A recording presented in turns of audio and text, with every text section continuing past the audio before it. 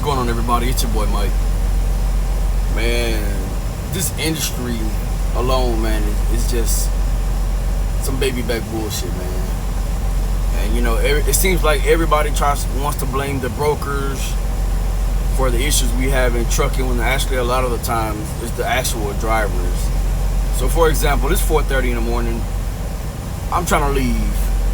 Now, right when I finish my pre-trip and everything, turn my lights on, getting ready to pull out, I have this truck with the big ass G on the back of it. Pulls in, and I sat here and waited like 10 minutes, and I realized he wasn't even fueling.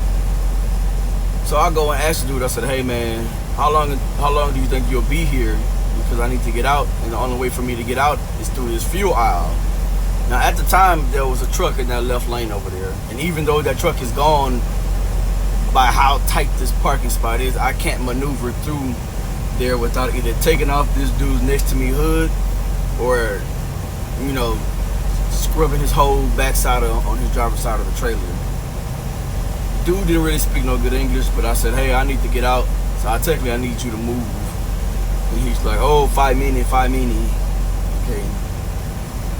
15 more minutes and I already passed by, and I've been watching him and whoever else is in the truck with him study, leave, and walk back to the truck.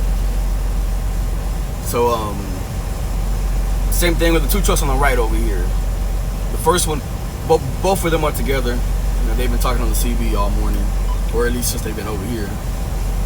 First one at least pulls through, so the second one can pull up right behind them, and they're just sitting there. So, guy coming back again, you know, trying not to be rude, trying not to, you know, catch attitude. Because, man, this has been one of those weeks on the leash side where I actually took a loss, man, and now I'm having problems with the truck. So, another thing, man, these loads out here, man, I've had 3 loads that I pretty much bidded on and got my price. And the broker calls my dispatcher back and says, "Hey, I had to pull that load off you because I had somebody call in and take it for a lot cheaper." That don't make no sense, man. It don't make no sense. I had a load paying me $4 a mile to go 700 miles. This is my load to go home, or to at least go through home for my 34-hour reset, so I can deliver this load Monday morning.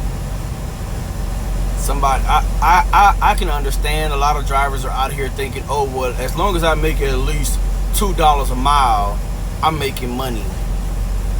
So I'm just imagining that somebody done took this load for, you know, $1,500 or $1,600 when I was literally finna get this load for $2,400, man. Like, it does not make any sense. Now he's moving up, and the one that's moving the truck ain't even the one that I spoke to. I don't understand it, man. This don't make any sense at all to me.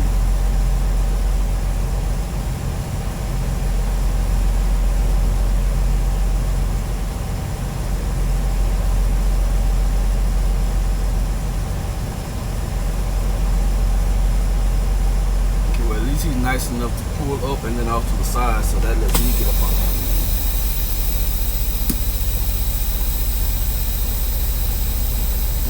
This is the type of stuff that we deal with in trucking, and everybody wants to blame the broker instead of blaming the actual driver.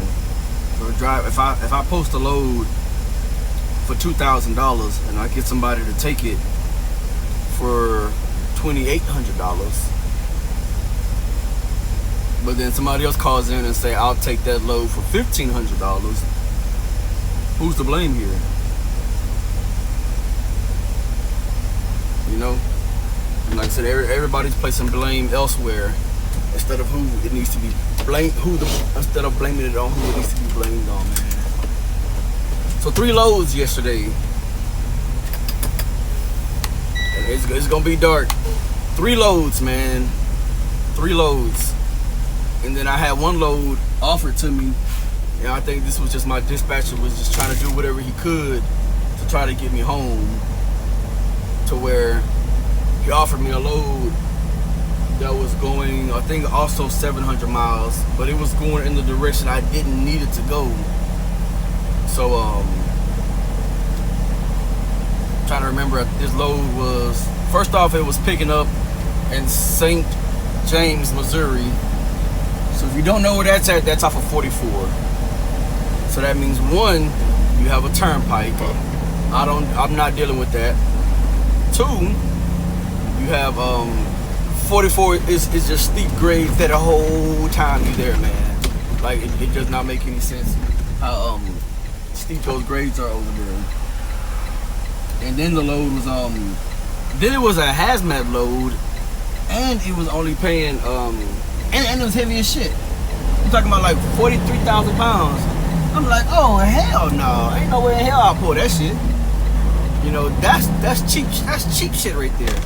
And I told my dispatch, I'm like, oh yeah man, I ain't taking that. That's cheap. He's like, oh man, well, it's kind of the only thing you have, you know what I'm saying, so you can go home.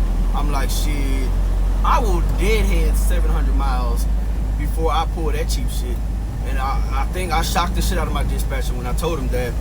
But then again, I also don't think he believed me, because I gave him 4 hours, man. So from the time that first load, it is dark as shit. And y'all have people out here telling y'all, oh man, drive at 3 a.m. and shit, this and that shit. That's the bitch trying to drive, ain't nobody out here. Yeah, it's dark as shit, I can't see shit. I wear glasses and still can't see. But yeah, from the time I made it, before I made it to my delivery, until afterwards, you know, I had already been up at 4 a.m. yesterday morning just to make an early morning delivery for the last load, and I'm planning myself to where I'm not getting to any of my deliveries before 8 a.m. Central Time, because my dispatcher don't get in until, you know, Central Time. So I'm planning myself accordingly, you know. So I set it up to where I'm there, you know, between 8:30 and 9, because that gives him about an hour to find me something before I even make it to my delivery, as well as you know, do whatever he needs to do. Come in, you know, I understand I'm not his only driver, you know, so you know, it is what it is. But that cheap stuff, man, it's literally, in my opinion, the reason these drivers pulling these cheap stuff, man, are these drivers that are living paycheck to paycheck to where they can't afford to sit. I sat for 6 hours yesterday before I actually started deadheading home. And I delivered in Kansas yesterday. I'm deadheading home.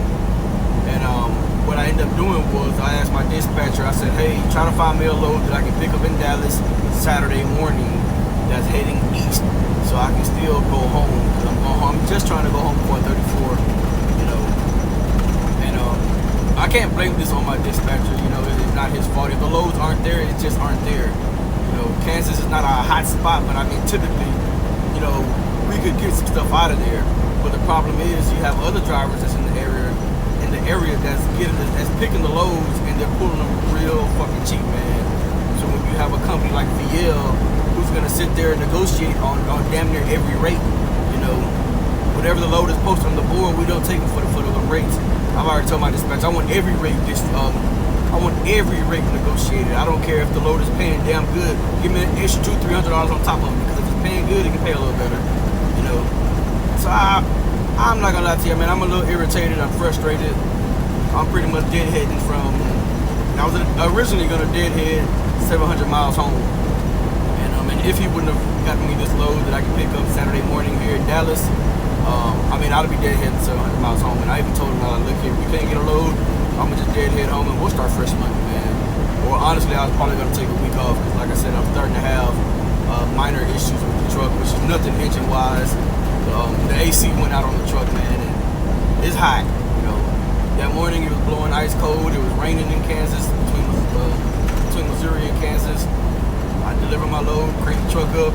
It ain't blowing nothing, man. And like I said, it is hot in this thing. Got up to like 96 degrees outside. I got my fans blowing on me, windows cracked and stuff. So, you know, that's something you gotta worry about, man. You gotta deal with it. That's all I got for you guys, man. You coming out here, you releasing these trucks, man. Y'all gotta stop pulling that cheap crap, man. Because y'all are literally the one that's messing up for this industry. You can't blame the broker when the driver's literally fucking their own self, man. That's pretty much all you're doing. And you're not only fucking yourself, you're fucking the next driver too. Yeah, I get it. You need a load to go home, or you need a load to get wherever. God damn it, man. Y'all need to know y'all worth. And that's the problem with trucking, man. Everybody's getting into it no knowledge thinking they doing something. You know what I'm saying? They do not. All you doing is just moving freight, and you're moving it for so cheap that you're literally messing up this industry. And then y'all want to sit there and blame the broker when you can't afford to pay your truck note, or you have a $3, $4, or $5,000 breakdown, but you only gross $3K for the week because you're pulling this cheap shit, man. It does not make any sense, man. I appreciate you guys for watching this little video, man. It's my little rant for the day. It's early morning. I usually don't get up this early, so I'm not even tired. I actually went to bed early from getting up at 4 yesterday. I'll catch you guys in another